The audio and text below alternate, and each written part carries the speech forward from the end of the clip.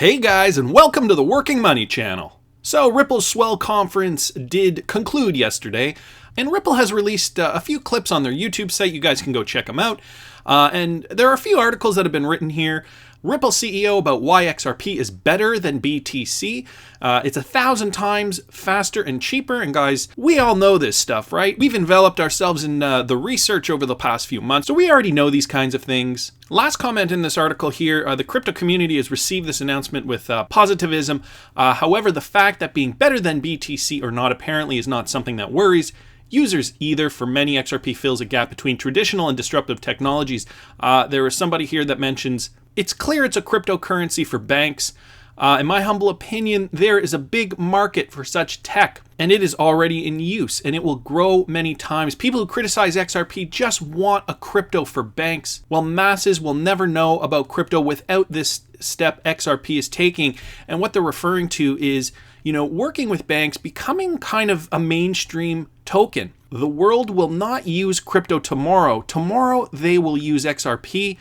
And the next week, they will learn about the power of crypto and leave the banks. The change never happens in a day. XRP is a middle step in a long way. And that was from Zet Fund's Boogeyman.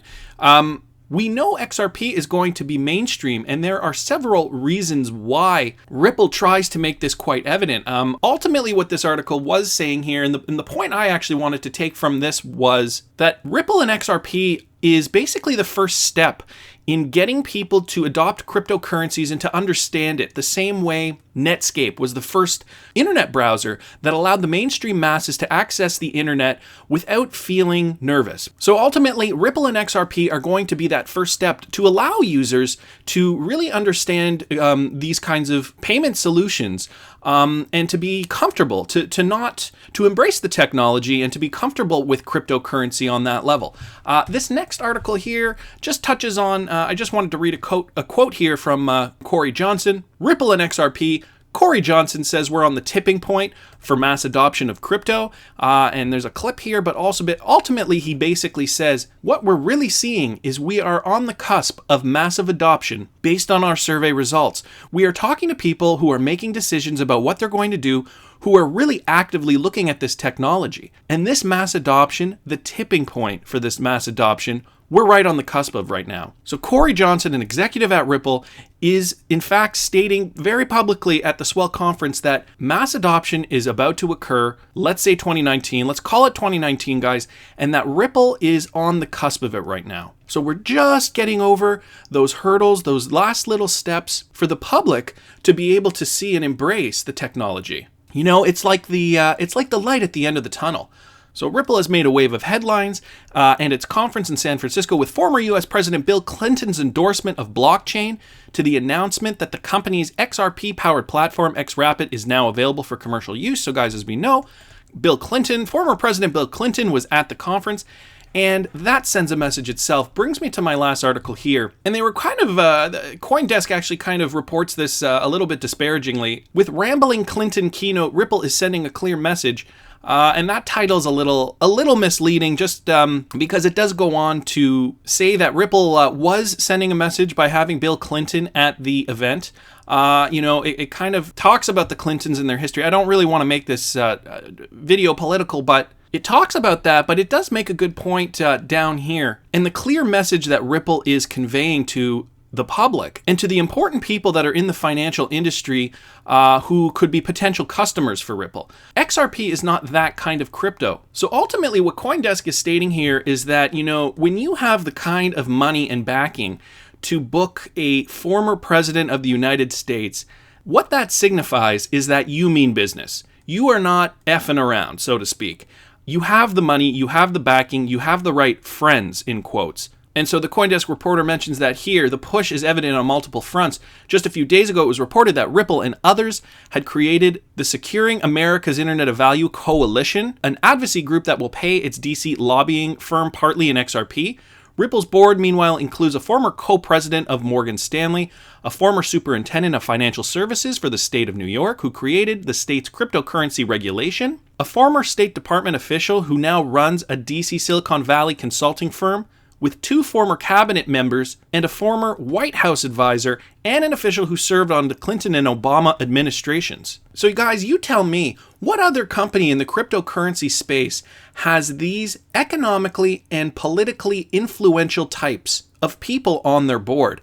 I don't think you can name any other company that does. Former Federal Reserve Chair Ben Bernanke headlined last year's Swell conference, and day 1 of this year's conference included 4 current and former central bank officials, one of whom, Dilip Rao, is now Ripple's head of infrastructure innovation. So the list just gets bigger and bigger. All these associations with the rarefied establishment of Wall Street and K Street are well and good. They reinforce that Ripple CEO Brad Garlinghouse said on stage at Swell, for Ripple, it wasn't about replacing banks. There's an opportunity to be a builder and a partner with the industry. So what is the message Ripple is sending, right?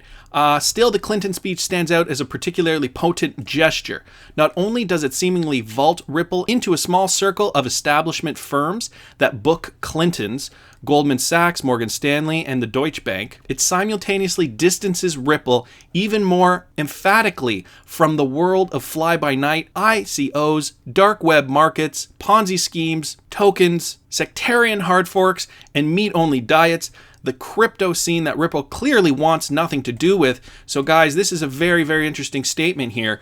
As we know, right, the crypto market can be quite shady. The company Ripple doesn't want to be associated with all this shady business here. Fly-by-night ICOs, dark market webs, Ponzi schemes, right? They clearly have a mandate and they want to target the banks. They want to target real-world utilities, cross-border payments that will change the world. Part of the 2016 saga, after all, was WikiLeaks, an organization that began accepting Bitcoin in 2011 and has generally been popular among cryptocurrency's more ideological devotees for its extreme anti-establishment and anti-censorship position.